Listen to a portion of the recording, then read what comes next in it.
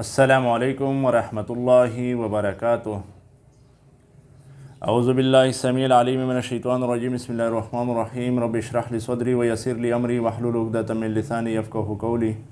ان اللہ وملائکتہ یصلون علی النبی یا ایھا الذین آمنوا صلوا علیہ وسلموا تسلیما۔ اللہم صل علی محمد وعلی آل محمد کما صلیت علی ابراہیم وعلی آل ابراہیم انک حمید مجید۔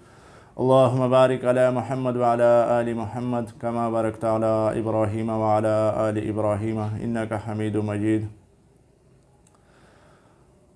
میرے محترم بھائیوں، آج میں بات کرنا چاہوں گا نماز کے بارے میں۔ جو اسلام میں ہمارے مسلمانوں کی زندگی میں اور اسلام میں سب سے زیادہ اہمیت رکھنے والی چیز ہے، وہ نماز ہے، جس کو آج ہم نے اکثریت نے نماز کو چھوڑ دیا ہے۔ جو ہمارے مسلمانوں کی معاشروں کی آج کا جو ایک ناکامی کی سب سے بڑی وجہ ہے میری نظر میں، وہ نماز چھوڑنا بھی اس میں سے ایک شامل ہے۔ وہ یہ کہ اللہ سبحانہ و تعالیٰ نے قرآن میں فرما دیا وَأَقِیمُوا الصَّلَاةَ، نماز قائم کرو۔ ہاں، پر کیسے قائم کرو وہ نبی کریم صلی اللہ علیہ وسلم نے احادیثوں میں بتا دیا۔ کیسے قائم کرنا ہے، کیسے پڑھنا ہے، کیسے طریقہ کار ہے، وہ تو نبی کریم صلی اللہ علیہ وسلم نے صحیح بخاری میں بہت سے اور احادیثوں کی کتابیں جو طریقے بتائے گئے، یعنی نبی کریم صلی اللہ علیہ وسلم نے صحیح بخاری کے اندر حدیث ہے، نبی کریم صلی اللہ علیہ وسلم فرماتے صلوا کما رأیتمونی اصلی، ایسے نماز پڑھو جیسے مجھے پڑھتے دیکھ رہے ہو۔ لیکن سب سے پہلے آپ کو نماز پڑھنا ہے۔ جب آپ پڑھنے لگو گے اس کے بعد پھر طریقہ سیکھو گے، لیکن جب آپ نماز ہی نہیں پڑھتے پھر طریقہ سیکھنے کا کیا ہے؟ سب سے پہلے آپ کو نماز شروع کرنا ہے۔ پر اگر آپ بہت سے لوگ ایسے ہوں گے جو نمازی بھی ہوتے ہیں، نمازی ہوتے، 5 وقت کی نماز پڑھتے، باجماعت پڑھتے، پر وہ طریقہ نبی کریم صلی اللہ علیہ وسلم کی نہیں ہے، تو پھر اس نماز کی کوئی اہمیت نہیں ہے۔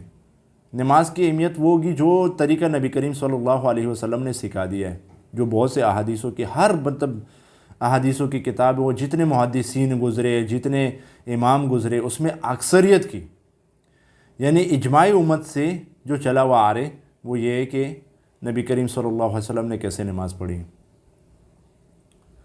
لیکن وہ تو ہے بعد میں، لیکن سب سے پہلے آپ کو نماز تو کم سے کم پڑھنی ہے، اور 5 وقت کی پڑھنی ہے بجماعت کے ساتھ، یعنی مرد پر جو ہے نماز فرض ہے بجماعت پہ، بجماعت کے ساتھ پڑھنی ہے۔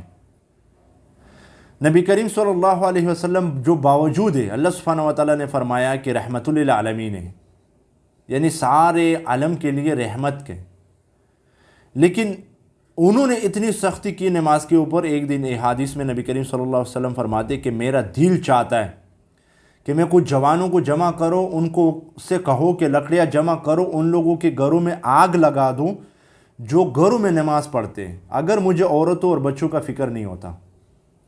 یعنی باوجود اتنے نرم دل، اتنے شفقت کرنے والے نبی کریم صلی اللہ علیہ وسلم یہ فرماتے کہ میرا دل چاہتا ہے کہ میں ان کے گھروں میں آگ لگا دوں جو گھروں میں نماز پڑھتے، یعنی پڑھتے تو ہے پر گھروں میں پڑھتے، پر جو بالکل نہیں پڑھتے پھر ان کے بارے میں آپ کیا کہیں گے؟ جو نبی عمر رضی اللہ عنہ کی حدیث ہے، من ترک الصلاۃ متعمدا، جو جان بوجھ کر نماز چھوڑتا ہے، یعنی متعمدن جو جان بوجھ کے نماز چھوڑتا ہے، فقد کفر، تحقیق کے ساتھ وہ کافر ہے۔ یعنی من ترک الصلاۃ متعمدا، جو جان بوجھ کر نماز کو چھوڑتا ہے، فقد کفر، تحقیق کے ساتھ وہ کافر ہو جاتا ہے۔ یعنی اسلام اور کفر کے درمیان فرق کرنا ہی نماز ہے۔ دیکھو، بہت سی چیزوں میں جو ہمارے فرائض ہے اس میں نرمی ہے۔ آپ روزے کے اندر دیکھو کہ اللہ سبحانہ وتعالیٰ قرآن میں فرماتا ہے کہ آپ روزے میں اگر بیمار ہو یا سفر میں ہو یا کئی ایسے اور مشکلات ہیں کہ جہاں پہ آپ کو روزہ رکھنا مشکل ہو جاتا ہے، تو آپ اس وقت چھوڑ دو، بعد میں اس کو پورا کر لو۔ جب آپ صحیح ہو جاتے ہو یا جگہ پہ پہنچ جاتے ہو یا آپ کو وہ پریشانی، وہ جو مسئلے ہے وہ دور ہو جائے۔ لیکن اگر آپ ایسے بیمار ہو کہ وہ بیماری ہمیشہ کی رہتی ہے، آپ اس بیماری کی وجہ سے روزہ نہیں رکھ سکتے، تو اس کا کفارہ مقرر کیا ہوا ہے کہ کفارہ دے دو۔ پر نماز ایک ایسی چیز ہے کہ جس کے بارے میں ہر احادیثوں میں، بہت سے احادیثوں میں، کہ اتنی تک سختی کہ اگر آپ صرف آنکھوں کے اشارے سے بھی پڑھ سکتے ہو نا، مطلب آنکھوں کے اشارے بھی کر سکتے ہو تو بھی پڑھنا ہے. نماز کی چھوڑنے کی کس صورت بھی اجازت نہیں ہے. باقی دین میں اللہ سبحانہ وتعالیٰ قرآن میں اور نبی کریم صلی اللہ علیہ وسلم کے حدیثوں میں جگہ جگہ پہ فرماتے ہیں کہ دین میں آسانی ہے اور جگہ جگہ پہ آسانی پیدا کی ہے. پر نماز ایک ایسی کی چیز ہے کہ جس کو کسی بھی صورت چھوڑنے کی اجازت نہیں ہے. پر ہم تو اللہ معاف کرے بہت اچھے حالت میں ہو کے بس دنیا کی کمائی دنیا نے جمع کرنے میں اتنے مصروف کر دیے کہ بالکل نماز تو بھول ہی گئے. دیکھو جب آپ موت کو بھول جاتے ہو نا تو پھر آپ یہ جو نماز ہے باقی چیزیں ہیں یہ چیزیں بھول جاتی ہیں انسان سے. اگر جس دن آپ یہ سوچیں گے نا کہ یار مجھے مرنا ہے، اور یہ مرنے کی بھی کوئی وقت مقرر نہیں ہے کہ کب مرنا ہے، یہ نہ جوان نہ بوڑھا نہ بچہ کوئی بھی نہیں دکھتا، بس کب آ گیا کوئی پتہ نہیں ہے. بہت سے جوان یہ جب آپ ان سے کہتے ہو نا تو بولتے ہیں یار ابھی جوانی ہے انشاءاللہ پڑھیں گے وقت آئے گا. تو بھائی وقت کس نے دیکھا ہے؟ کل کس نے دیکھا؟ آپ کو کیسے پتا کہ کل میں زندہ رہوں گا؟ تو آج سے دیکھو جو عمر رضی اللہ عنہ کی حدیث ہے فقط کفرا من ترک الصلاۃ متعمدا فقط کفرا، اگر آپ اس حدیث کے مطابق آپ سوچیں تھوڑا سا اس کے اوپر سوچیں کہ اگر آپ نماز نہیں پڑھتے اور آپ اس وقت اس حالت میں آپ کو موت آ گئی، جو آ سکتی ہے کبھی بھی آ سکتی ہے، آپ کو اس حالت میں موت آئی کہ آپ نماز نہیں پڑھتے ہو، تو پھر اس حدیث کے مطابق آپ اپنے آپ کو سوچو کہ یار پھر آپ کی کیا، میرے اور آپ کی کیا بنے گا. تو کم سے کم نماز پڑھنی ہے 5 وقت کی، لیکن پڑھنی بھی بجامات ہے، جماعت کے ساتھ پڑھنی ہے، گھروں میں نہیں، آفسوں میں نہیں، دفتروں میں نہیں. یہ جو دنیا کی چیز ہے نا، دنیا نے ہمیں اتنی مصروف کر دیا کہ وہ ایک تو سب سے پہلے پڑھتے نہیں ہے، ٹائم نہیں ملتا، اور اگر پڑھتی بھی ہے تو گھروں میں یا آفسوں میں جلدی جلدی پڑھ کے جان چھوڑا کے، یعنی ایک ہماری ایک ذمہ داری ہوتی ہے نا، اسے جان چھوڑا کے بس ختم. بھائی آپ ایک ذمہ داری کو اس طریقے سے ادا کرو جس طریقے سے اس کے ادا کرنے کی حق ہے. تو نماز بہت ضروری چیز ہے ہماری زندگی. دیکھو نبی کریم صلی اللہ علیہ وسلم کو جب بھی کوئی پریشانی پیش آتی، ابو داؤد میں حدیث ہے کہ نبی کریم صلی اللہ علیہ وسلم کو جب بھی کوئی پریشانی لاحق ہوتی تو وہ فوراً نماز کی طرف متوجہ ہوتے ہیں. یعنی نماز ڈائریکٹ اللہ سبحانہ و تعالیٰ سے گفتگو، ڈائریکٹ اللہ سے ملاقات کرنے کا، ڈائریکٹ اللہ سے مانگنا ہوتا ہے. تو جب بھی نبی کریم صلی اللہ علیہ وسلم کو کوئی پریشانی لاحق ہوتی تو وہ فوراً نماز کی طرف متوجہ ہوتے ہیں.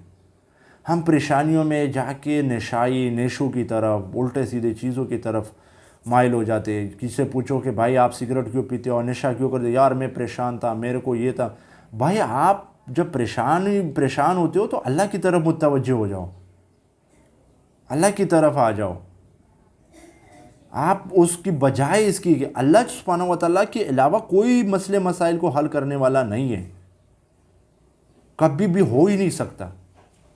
صرف آپ کی جو بھی مسئلہ ہے وہ پیدا کرنے والا اور مسئلہ حل کرنے والا صرف اور صرف، دیکھو آپ کا مسئلہ صرف اور صرف اللہ حل کر سکتا ہے، اللہ کے علاوہ کوئی آپ کا مسئلہ حل نہیں کر سکتا. تو پھر آپ بجائے اس کی کہ ایک دوسرے کی طرف متوجہ، اللہ کی طرف متوجہ، اور اللہ کی طرف سے سب سے بڑی چیز متوجہ ہونے کا کیا ہے؟ نماز ہے. آپ نماز سے اللہ سبحانہ و تعالیٰ سے، نماز کے ذریعے سے اللہ سے مدد مانگو. تو نماز آج کے بعد آج تک کسی نے نہیں پڑھی، یعنی اگر آج سے پہلے کوئی نہیں پڑھتا تھا تو میری یہ سب سے التجا ہے، سب سے ریکویسٹ ہے کہ نماز پڑھا کرو 5 وقت کی، لیکن وہ بھی جماعت کے ساتھ. میرے بھائیو، دنیا کی زندگی کا کوئی بھروسہ نہیں، کب موت آ سکتا ہے کوئی پتہ نہیں ہے. تو آپ نماز پڑھا کرے، سب سے پہلے تو پڑھا کرو، اور پڑھو بھی کس کے ساتھ؟ جماعت کے ساتھ. السلام علیکم ورحمۃ اللہ وبرکاتہ.